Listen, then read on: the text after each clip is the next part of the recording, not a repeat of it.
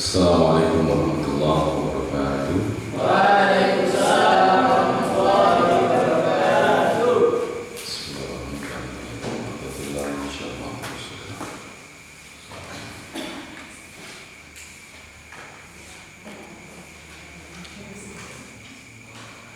Bismillahirrahmanirrahim. Al-Fatihah.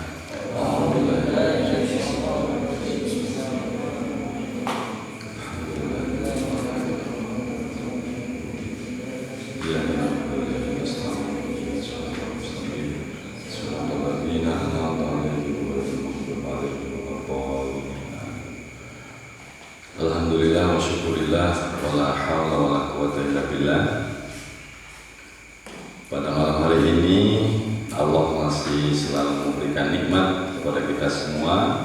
Semoga nikmat ini bisa kita jadikan sebagai jembatan untuk selalu meningkatkan iman takwa kita kepada Allah Subhanahu wa taala, dan kita memohon semoga dijadikan sebagai orang-orang yang selalu istiqomah mengaji dan beribadah. Amin. Pada malam hari ini kita mengawali mengaji tentang surat Al-Waqi'ah. Aurat kita di Pondok Pesantren Madinatul Ilmi dari pertama yakni surat Mulk sudah kita kaji, yang kedua surat Al-Waqi'ah.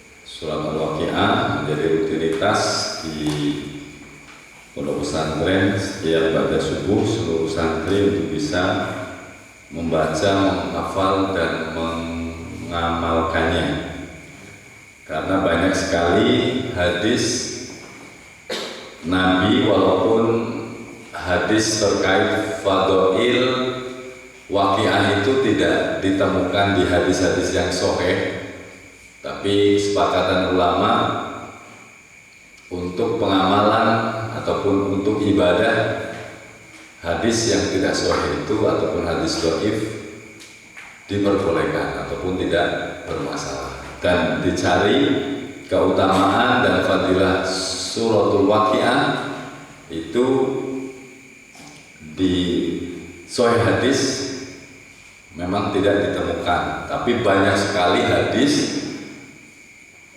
yang menjelaskan tentang keutamaan suratul Waqi'ah. Bahkan di situ ada jaminan hadis yang menjamin siapapun yang istiqomah membaca suratul Waqi'ah maka tidak akan pernah menemui kefakiran ataupun kemiskinan. Ataupun dikatakan lagi hadis tentang suratul Waqi'ah itu adalah suratnya ataupun bacaannya orang-orang yang kaya, ataupun dengan membaca suratul Waqi'ah orang itu akan menjadi orang yang kaya. Suratul Waqi'ah suratul ghina. Maka Nabi memerintahkan faqra'uha wa 'allimuha auladakum. Surat Waqi'ah itu surat untuk kekayaan. Maka bacalah dengan rutin dan ajarkanlah surat Waqi'ah itu kepada auladakum, anak-anak kalian. Hadis lagi, man qara'a suratal Waqi'ah kulla lailatin lam tusibhu faqatan abada.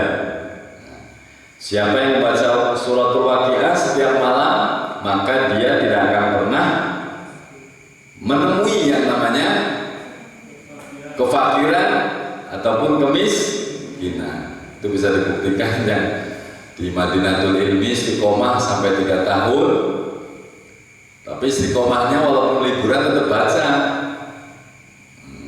walaupun ada COVID-19 tetap baca dengan lagu dan suara yang seperti kita saksikan bersama. Yang penting yang mahal adalah bacanya. Jadi jangan pernah kita tinggalkan, karena ini salah satu rutinitas kita. Jadi dengan rutinitas ini kita kaji bersama apa sih isi-isi di dalam suratul Waqiah. Kalau dikatakan suratul Ghina, dikatakan sebagai penjamin orang-orang yang ingin dijauhkan dari yang namanya kemiskinan. Yang jelas suratul Waqiah yang sudah kitab yang sudah dimilikinya itu terdiri dari 96 ayat, termasuk golongan surat Makkiyah, diturunkan setelah surat Toha. Jadi pokok-pokok isinya suratul Waqiah itu yang pertama tentang keimanan, huru-hara di waktu terjadinya hari kiamat. Manusia waktu dihisab akan dibagi menjadi 3 golongan. Golongan yang bersegera menjalankan kebaikan, yakni golongan kanan, dan golongan yang celaka, serta balasan yang diperoleh oleh masing-masing golongan. Ini salah satu isi daripada suratul Waqiah. Dan bantahan Allah terhadap keingkaran orang-orang yang mengingkari adanya Tuhan, hari kebangkitan, dan adanya hisab. Terkait juga Al-Quran berasal dari Lauhil Mahfuz, dan isinya lagi dalam suratul Waqiah termasuk gambaran tentang surga dan neraka. Ini Al-Waqiah. Jadi Al-Waqiah itu diambil dari kata waqa'a, yang isim fa'ilnya apa? Waqi'un. Di situ ada tambahan pertama. Kalau waqi'un berarti isim fa'il yang artinya yang terjadi. Ditambahkan al-ma'rifat di situ, yang mana al-ma'rifat ini memiliki makna sesuatu yang sudah diketahui, dan kebanyakan manusia itu pun sudah mengetahui. Makanya waqi ditambahi dengan al, namanya al-waqi'ah. Terus di situ ditambahkan lagi tak marbutah, yang mana tak marbutah ini berfungsi menyatakan ataupun mengisyaratkan betapa hebatnya dan sampurnanya peristiwa itu. Peristiwa apa? Hari kiamat. Nah, maka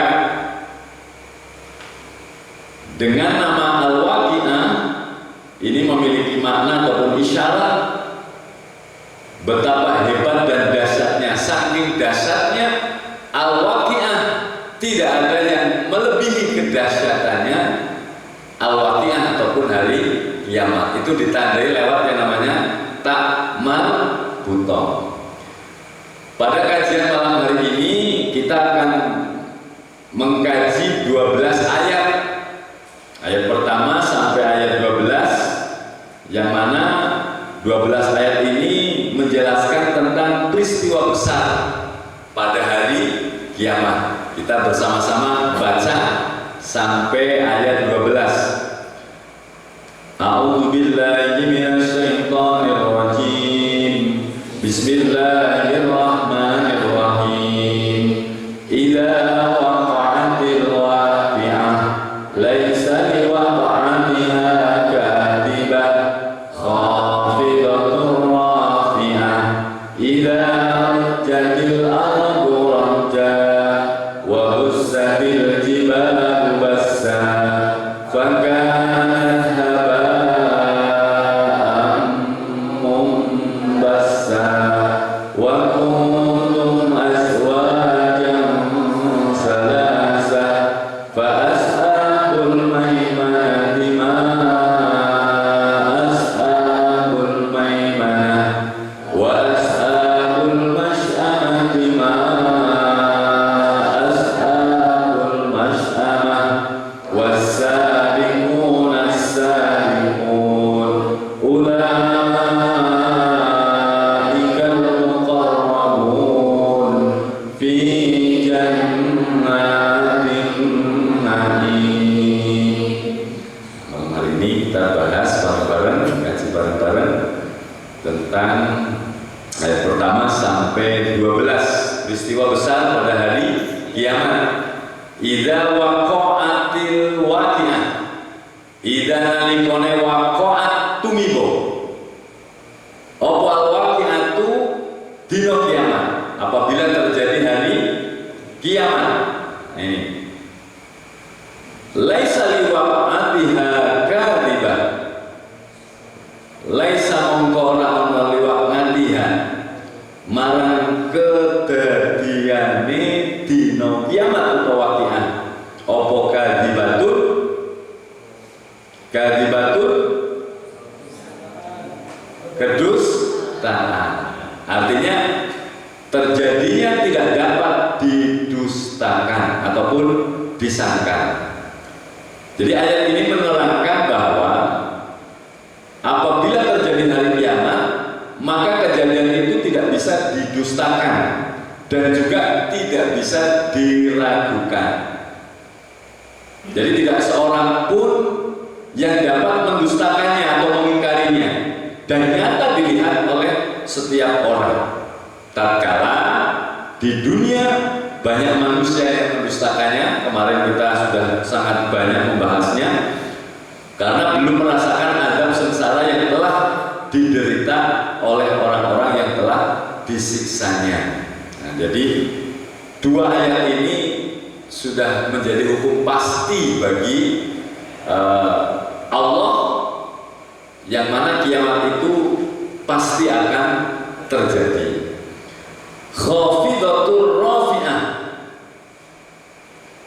khafidatur rafi'ah, kejadian ini hari kiamat nanti akan khafidah, merendahkan satu golongan, rafi'ah, dan meninggikan satu golongan yang lain. Kemarin kan pernah disampaikan juga ya keterangan, nah orang ada besok bukti no sopo sih bener. Nah ini di waqi'ah dibahas juga khafidatur rafi'ah. Ketika terjadi hari kiamat nanti akan tampak sekali siapa yang tinggi derajatnya berarti dimasukkan surga, dan siapa yang rendah derajatnya berarti dia dimasukkan ke dalam neraka.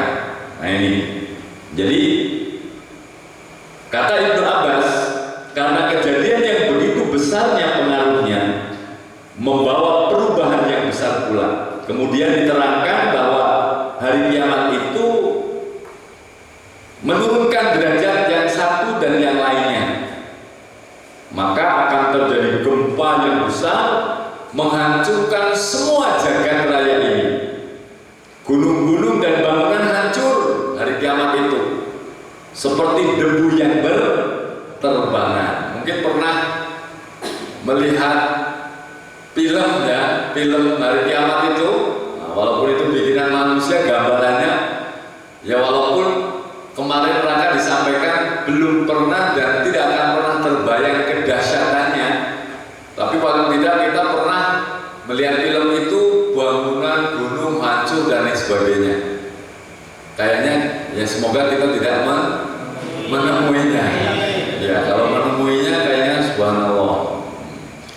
Nah, COVID-19 ini belum seberapa. Ini belum, baru masuk tanda-tandanya saja.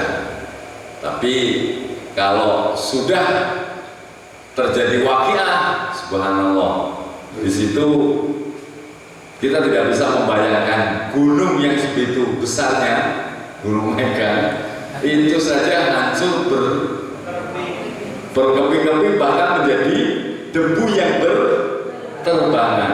Maka ketika itu manusia akan dibagi 3 golongan, ashabul yamin, ashabus shimal nanti, dan as-sabiqun yang akan dijelaskan di ayat selanjutnya.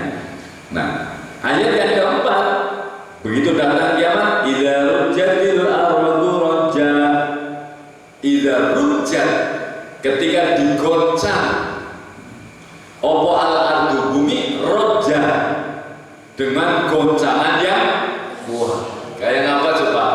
Bayangkan wong gurlindu setitik wis geger, gempa sekian menghancurkan, ada tsunami dan lain sebagainya.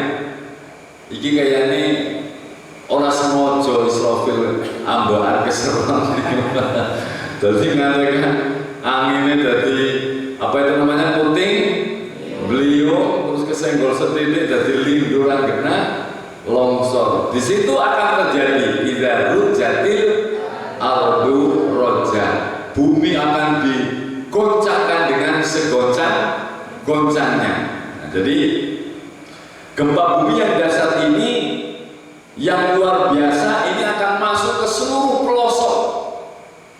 Tidak ada satupun pelosok yang tidak menemui goncangan di hari kiamat nanti, menghancurkan benteng-benteng dan gunung-gunung, merobohkan rumah-rumah dan bangunan, subhanallah, serta apa saja yang terdapat di permukaan bumi ini, pokoknya intinya hancur. Kita hafal dengan surat idza zulzilatil ardu zil, subhanallah. Apa artinya kok semangat teman? Apa artinya? Idza nalikone zulzilah, di goyang-goyangkan opo al-ardu, bumi, zilzalah, dengan goncangan yang dahsyat. Itu surat Zalzalah ayat yang pertama. Jadi banyak di suratul Quran itu menerangkan tentang kejadian hari kiamat. Ketika goncangnya sudah seperti itu, seisi semuanya hancur. Subhanallah. Kita enggak, ternyata waqiah yang kita baca, yo pas moco orang ngantuk sebab subuh kayak tadi gak bisa meresapi, meres buku kayak ngantuk sih. Nah makanya dalam ayat lain pun dijelaskan, ya ayyuhan nasu taqu rabbakum inna zalzalatas sa'ah syai'un adzim. Itu surah Al-Hajj ayat yang pertama. Hai orang-orang yang, hai manusia, ittaqu rabbakum, takutlah kamu kepada Allah. Karena apa?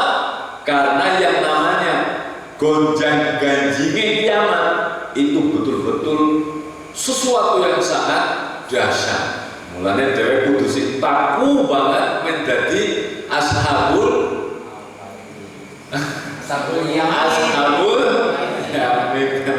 ashabul maimanah, ini namanya. Jadi orang-orang yang akan menerima kebaikan, menerima buku catatan lewat kanan. Ini pesan Allah di surat Al-Hajj. Ittaqu rabbakum. Takwa kemarin sudah dibahas definisi takwa.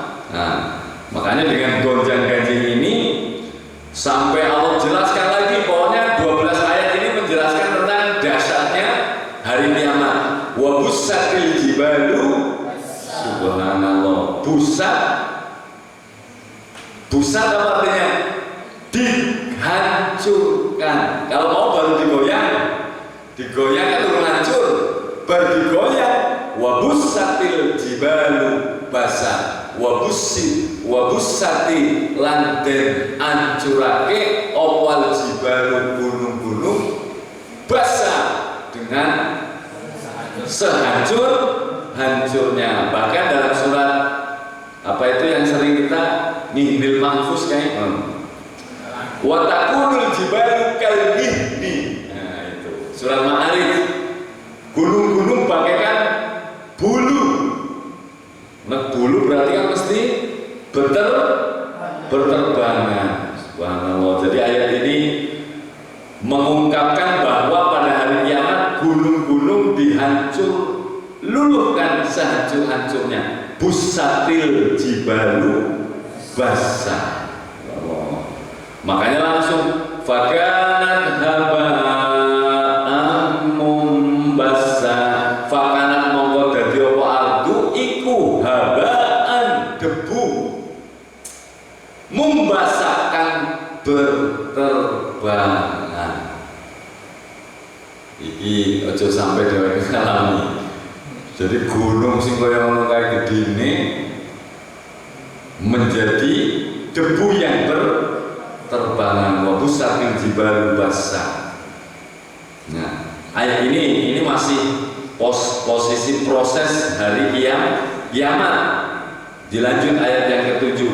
Wa kuntum azwajan salasa.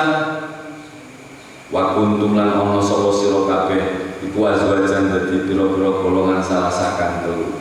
Ayat ini menjelaskan bahwa manusia pada waktu itu terdiri atas 3 golongan.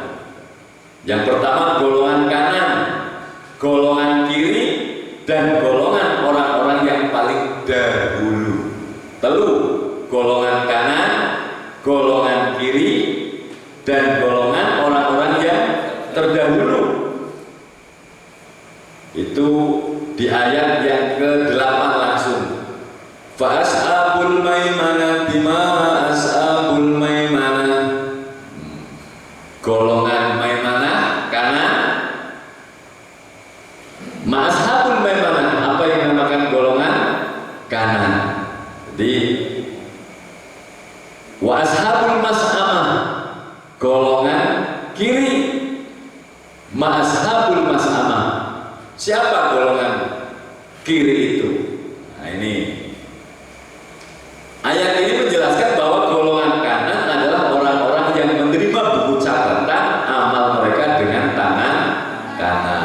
Ini orang-orang yang bertakwa. Semoga kita masuklah di dalamnya. Yang menunjukkan bahwa mereka adalah penghuni surga. Kalau ashabul maimanah itu, tentulah keadaan mereka sangat baik dan sangat menyenangkan. Ini orang-orang yang betul-betul beriman, bertakwa. Diterangkan dalam hadis, orang-orang ini orang-orang yang beribadah tidak ada niatan apapun kecuali hanya untuk mencari ridho Allah. Tapi kalau golongan kiri, ashabul mas'amah, ashabul mas'amah, siapa golongan kiri? Orang-orang yang menerima buku catatan amal dengan tangan kiri. Ini menunjukkan bahwa mereka adalah penghuni neraka, dan mereka akan mendapatkan siksaan serta hukuman yang sangat menyedihkan. Naudzubillahi min dzalik. Iki wong-wong sing genah kemarin dijelaskan sama surat Al-Mulk yang betul-betul menentang dan tidak mengakui dan tidak mempercayai dengan yang namanya hari kiamat. Nah ini sama Allah dikasih bocoran besok ada jadi telung golongan.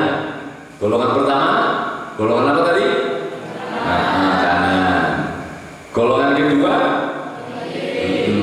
berarti ini sudah penghisaban. Kiamat wis penghisaban, wis dihisab.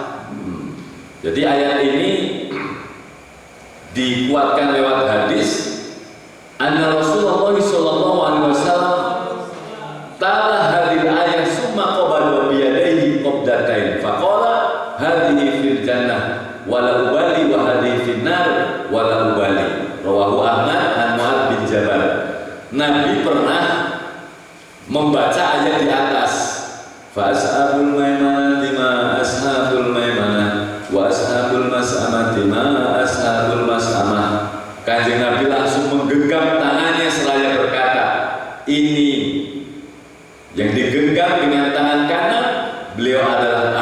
surga dan tidak perlu aku memperhatikan, dan yang digenggam dengan tangan kiri beliau ini adalah ahli neraka dan tidak perlu aku memperdulikannya. Maksudnya pas wis kiamat kayak ngono kuwi wis gak iso meneh apa itu namanya nulungi, karena prosesnya ashabul mas'amah ini kan berarti wong-wong sing wis angel kon ibadah garis miring tobat tidak diterima ketika sudah terjadi hari kiamat.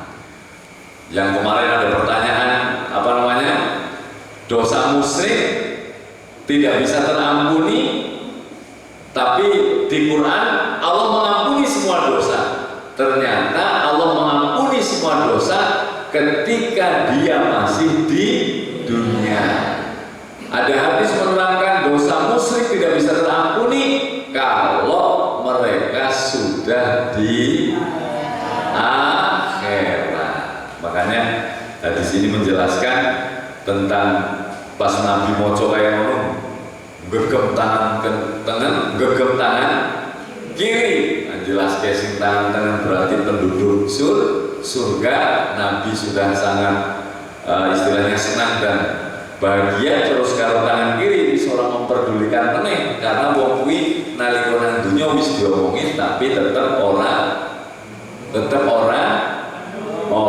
nurut. Alhamdulillah min dari. Nah, ayat yang 10, wasabiquna sabiqun. Ini apa artinya? Ayat yang ke-10, orang-orang yang terdahulu yang beriman. Jadi ayat ini menjelaskan bahwa orang yang paling dahulu beriman kepada Allah tidak asing lagi bagi kita, karena kepribadian mereka yang luhur serta perbuatan mereka yang mengagumkan. Ya wong biyen karo wong saiki kan imane beda toh. Dan pula diartikan yang namanya sabiqun itu orang-orang yang paling mematuhi perintah Allah. Mereka pula lah yang paling dahulu menerima rahmat Gusti Allah. Wong biyen wong saiki imane wong biyen karo saiki tetep beda, tetep aduh. Saiki nganggo kupluk, nganggo sorban titik jubahannya kayak wis surga banget mamune. Iya wis makane surga banget deh. Tapi nah wong biyen sepertilah yang sudah kita dengarkan, longko wong pinter tapi akeh wong bener. Wong biyen wong SD doreneng tapi akeh wong bener. Nah saiki akeh wong pinter, longko wong bener. Makanya di sini dijelaskan wasabiquna sabiqun. Wong-wong biyen iki lah orang-orang dahulu yang memiliki iman-iman yang sangat tinggi, dan mereka lah yang pertama kali akan menerima yang namanya rahmat Gusti Allah. Jadi barang siapa yang lebih awal membuat kebaikan di dunia ini, maka ia adalah orang yang lebih awal pula mendapatkan ganjaran di akhirat. Ayat ini menjelaskan bahwa yang dimaksud dengan as-sabiqun ialah mereka yang disebut dalam hadis Kanjeng Nabi Muhammad SAW, anna Rasulullah SAW qol atadruna minas sabiqun ila dzillillah yaumal qiyamah. Qalu, diwaca Arab ini sih, Allahu wa rasuluhu a'lam. Qala alladzina idza utul haq qabilu wa idza su'ilu badalu wa hakamu linnasi kahumihim li anfusihim. Rawahu Imam Ahmad. Wong-wong sabiqun, Nabi dalam hadisnya, apakah kamu sekalian tahu siapa yang paling dahulu mendapatkan perlindungan Allah pada hari kiamat? Ini Nabi bertanya kepada para sahabat. Ini menjelaskan lafaz apa tadi? As-sabiqun. Rasulullah berkata seperti itu, terus dijawab sama sahabat. Allah dan Rasulnya lah yang tahu, yang lebih mengetahui. Kemudian Rasulullah bersabda, alladzina idza utul haq qabilu. Mereka itu adalah orang yang apabila diberi hak menerimanya. Wa idza utul haq wa idza su'ilu badalu. Ketika diminta dia pun memberikannya. Terus wa hakamu linnas kahukmihim li anfusihim. Dan dia memberikan atau menjatuhkan hukuman terhadap orang lain seperti mereka yang menjatuhkan hukuman terhadap diri mereka sendiri. Ini golongan yang dijelaskan tadi as-sabiqun. Jadi haknya diterima, dia sangat ridho dan ikhlas dengan apapun yang sudah diberikan oleh Allah Subhanahu wa Ta'ala. Ini judulnya sabiqun, wong biyen. Nah, ketika dia diminta, dia pun memberikannya. Artinya ketika wong kuwi sugih dijaluk zakate ya kepenak, ataupun dia memiliki sesuatu yang memang milik orang lain, dia pun berikan. Dan terus dikatakan lagi, ketika menghukumi manusia mereka seperti menghukumi dirinya sendiri. Artinya adil, orang tahu apa itu namanya? Bilik kasih ya. Jadi mereka selalu ndeleng wong wis sing dideleng awake dhewe. Contoh, ndeleng wong miskin, sing dirasani miskin awake dhewe. Terus lihat keadilan seperti yang dilakukan sama Kanjeng Nabi ketika menyampaikan tentang hukuman mencuri harus dipotong tangannya, walaupun yang mencuri anakku sendiri. Nah, orang-orang yang seperti inilah yang pertama kali nanti akan menerima apa tadi? Pertolongan Allah Subhanahu wa Ta'ala di hari kiamat. Makanya tadi pesannya harus apa namanya? Wattaqullah, takwa kepada Allah. Karena takwa itu definisinya seperti kemarin sangat ruwet. Artinya kita bicara takwa itu selalu menggunakan nikmat Allah di jalan yang sesuai dengan yang memberi. Itu takwa kemarin. Nah, makanya kita selalu berusaha bagaimanapun, apapun yang kita miliki tetap jangan pernah itu menjadi sesuatu yang menjadikan kendala, menjadikan beban, menjadikan apalagi sesuatu penghalang perjalanan kita ataupun proses kita. Fidini wadunya adalah yang mau cepat rampung banget. Fidini wadunya adalah.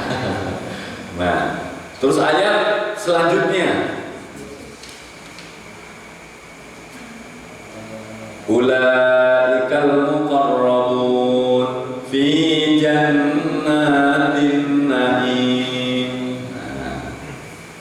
Mereka siapa tadi? Ashabul yamin ataupun mereka wasabiqun, tidak lain adalah ulaika muqarrabun. Muqarrabun orang-orang yang didekatkan. Orang-orang yang didekatkan. Qoroba di situ ada keterangannya. Qoroba yang lubuk kurban ya. Artinya adalah dekat. Jadi muqarrabun merupakan bentuk jamak dari muqarrab, yaitu isim maf'ul. Jadi qarraba yuqarribu. Dengan demikian muqarrabin artinya orang-orang yang didekatkan. Pada ayat ini tidak dijelaskan siapa yang mendekatkan mereka dan kapan serta di mana hal itu terjadi. Tampaknya makna dan pengertiannya dari konteks ayat yang di atas tadi tentang muqarrabun, sehingga mereka didekatkan Allah ke sisi Allah. Maksudnya hidayah, petunjuk, memang orang itu dikehendaki Allah untuk menjadi orang yang dekat kepada Allah. Ya, karena kita meyakini semuanya adalah milik Allah. Jadi hal yang sedemikian ini, kenapa mereka dekat? Ya karena mereka selalu beribadah dan melakukan kegiatan. Jadi yang tidak ada yang dicari kecuali hanya meraih ridho Allah. Hanya kita sering mendasari apa itu namanya, apapun kegiatan kita mengawali tolabal limardhatillah, liridhoillah, bahkan mengharap lagi bok-bok ngantekan apa itu namanya terjadi yang luar biasa, wali syafaati rasulillah. Nah itu kayaknya sudah menjadi hal yang wajib bagi santri. Tolabal limardhatillah, wali syafaati rasulillah.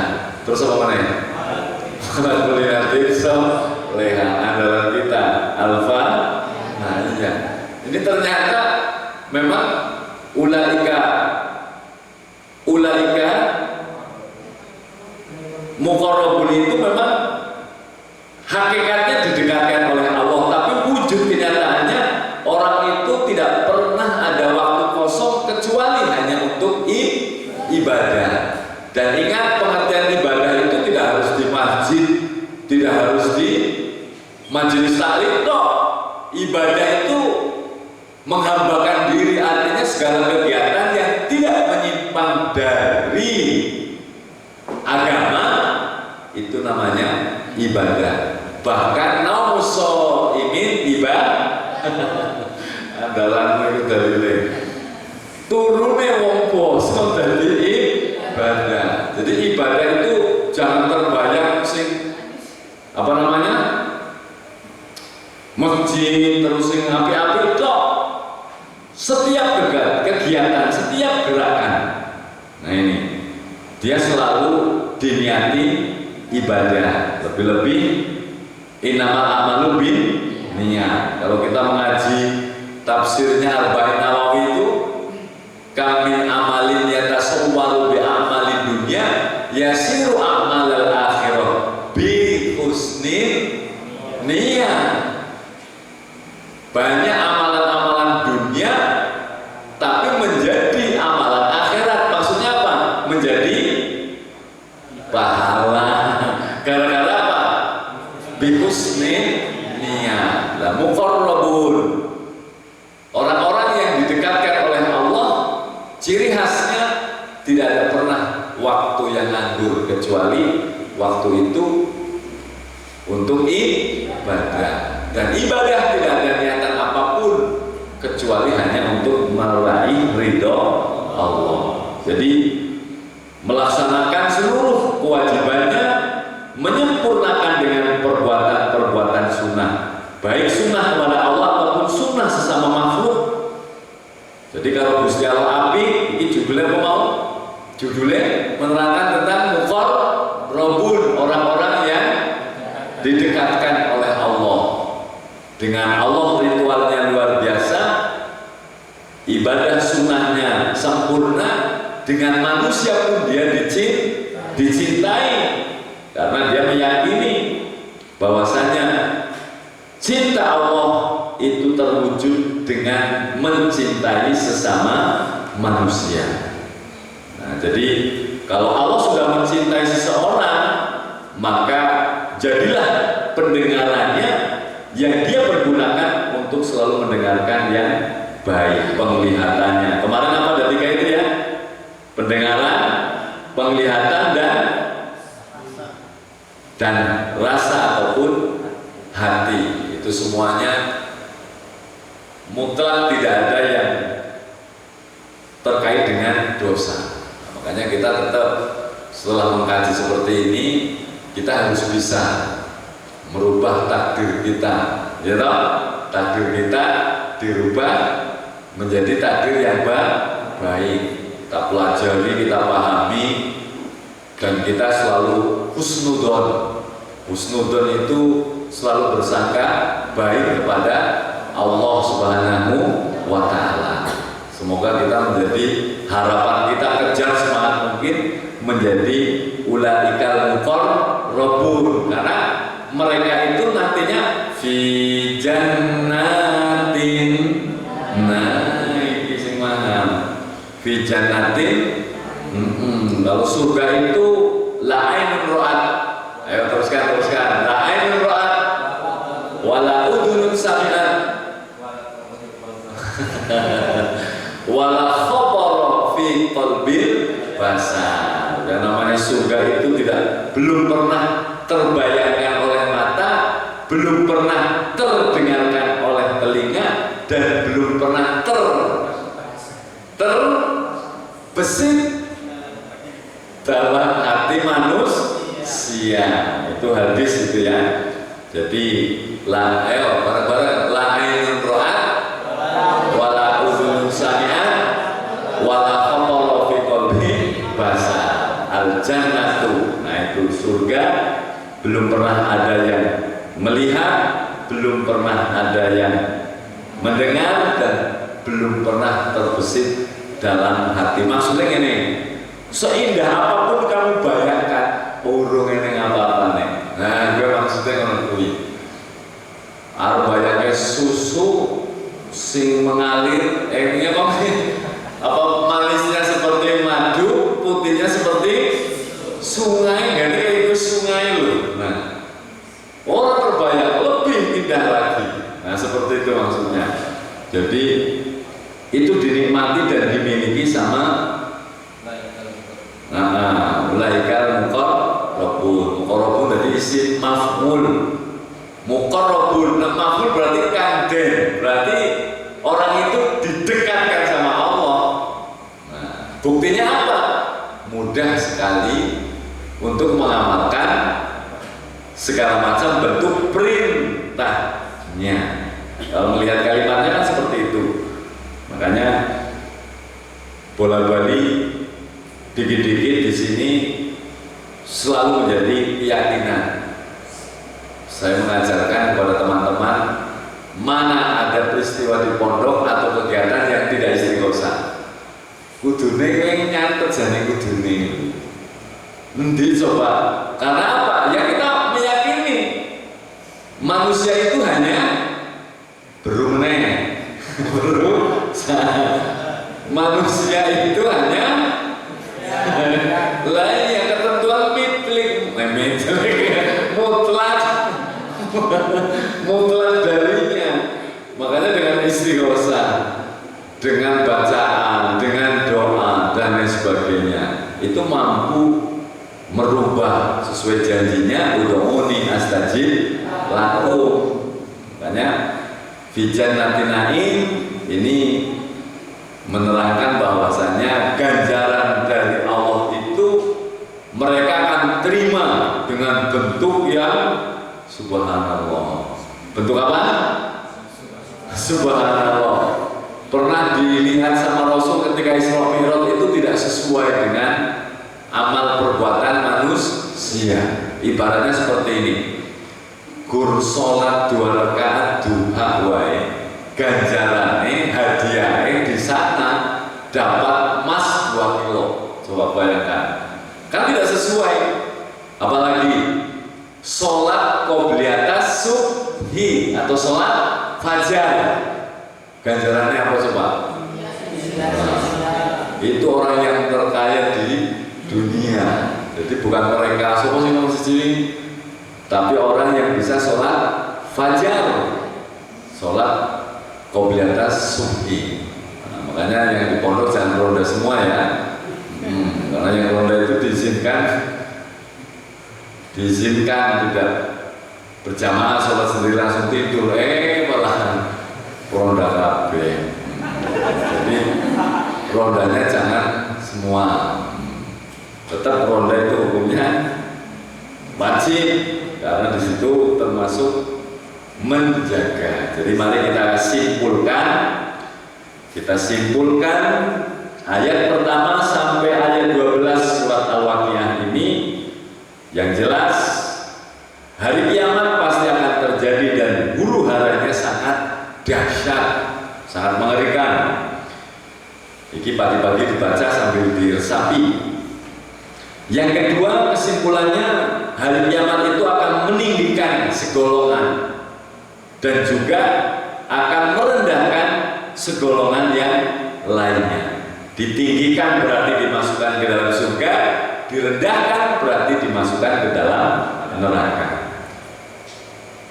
Pada waktu itu, kesimpulannya manusia akan dibagi menjadi berapa tadi? 3 golongan. Golongan kanan, golongan kiri, dan golongan sabiqun, orang-orang terdahulu. Golongan kiri, kesimpulannya berarti mereka yang menerima buku catatan amal, mereka terima dengan tangan kiri. Itu artinya penduduk neraka. Golongan kanan dia terima dengan tangan kanan. Terakhir, manusia harus yakin hari kiamat pasti akan terjadi. Terima kasih. Sekelumit-sekelumit, tapi kita istiqomah. Kalau ngaji tafsir seperti ini ya pasti harus pegang kitabnya.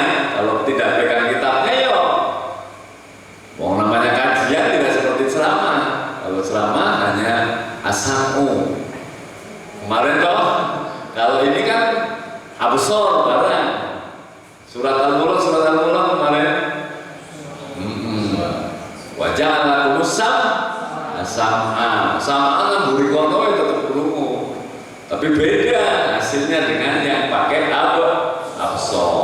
Dilihat, didengarkan, maka nanti akan memiliki afidah yang sempurna.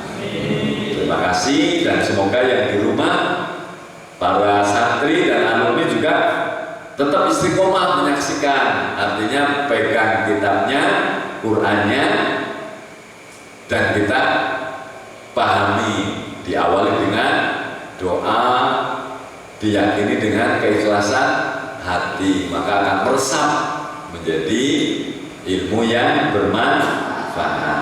Terima kasih, mohon maaf, semoga kita bisa disambung kembali besok ayat yang ke-13 sampai 26. Itu balas, karena ayatnya pendek-pendek ini ya. Itu balasan yang akan diterima oleh orang-orang yang beriman.